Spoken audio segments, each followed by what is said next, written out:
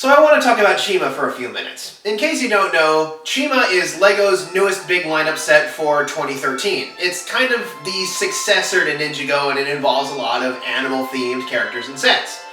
However, while it hasn't really been a failure, I mean, this is LEGO we're talking about, it's rare for them to have a completely unmitigated failure, at the same time it hasn't really been a smash. It's been kind of In fact, it's been so that LEGO has already announced that they're going to bring back Ninjago in 2014. Now, as for me, after the first couple episodes of the show delivered a constant assault on my suspension of disbelief, I just kind of scoffed at the series as a whole and have basically ignored it for a few months. Which begs the question, why am I bringing it up now? Well, a few months ago I was having an Adventure Time marathon when I noticed a banner ad for the open beta for the Chima Online game. Of course, like everything else Chima, I just kind of scoffed at it at first, but then I remembered that, LEGO's online games tend to be pretty awesome. So I bit the bullet and gave it a try. And Chima Online is no exception. It's actually a really great game. I really like it.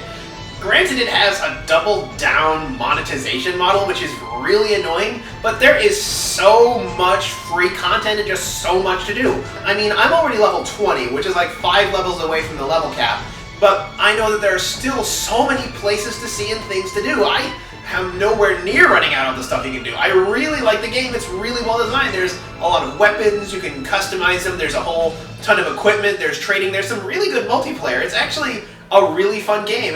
The scenery is nice. It's actually compressed down. You don't have these wide open spaces like what you encounter in World of Warcraft or EverQuest or those sorts of games. And there's really a ton to do. Granted, the multiplayer is a bit hard to maneuver around since you can only say stock phrases right now, but I'm sure that'll change. It's a really fun game, and even if you despise Chima and everything it stands for, go and give it a try. It's actually really fun. Now, if you do try the game, I've got 2 really great tips that'll really help you out. First of all, area of effect weapons are awesome, and secondly, you want to do portal capture as a group.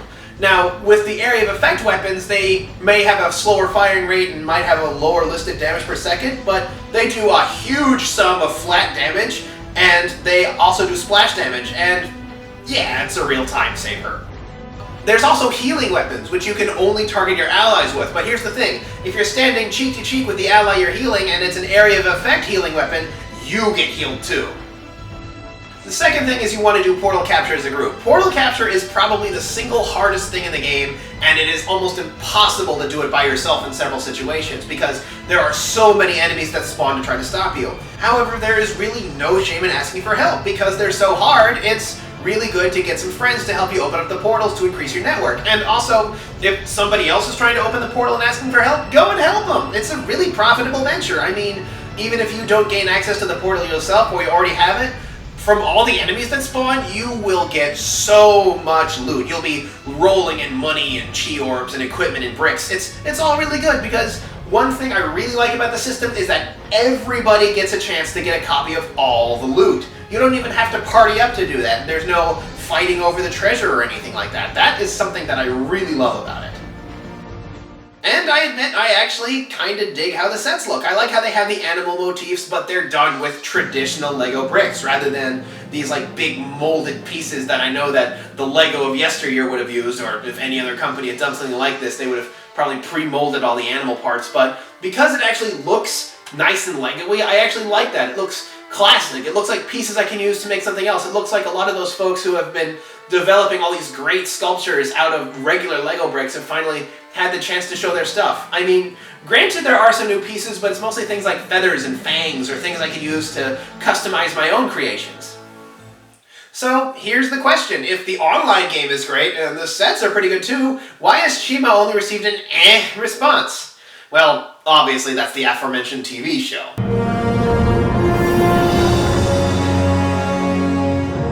After Ninjago ended, Chima had a fairly large pair of shoes to fill, because the ending for Ninjago, the final battle, was actually a pretty interesting series. I actually wanted to sit down and see what happens next on the end of that. Chima, on the other hand, kind of feels like a downgrade. Now here's the thing, before anybody says it's unfair that I compare Chima with Ninjago, just know that LEGO made that comparison with gusto leading up to Chima's release. They're kind of notorious for this, actually. But part of the problem with the show is that the characters really aren't that likable. Laval comes off as a huge jerk, Eris's personality is all over the place. I don't really find a character I enjoy watching, although I admit the Ravens have their moments. Have we got a deal for you? Huh? Hey, this is a box of nothing. Exactly.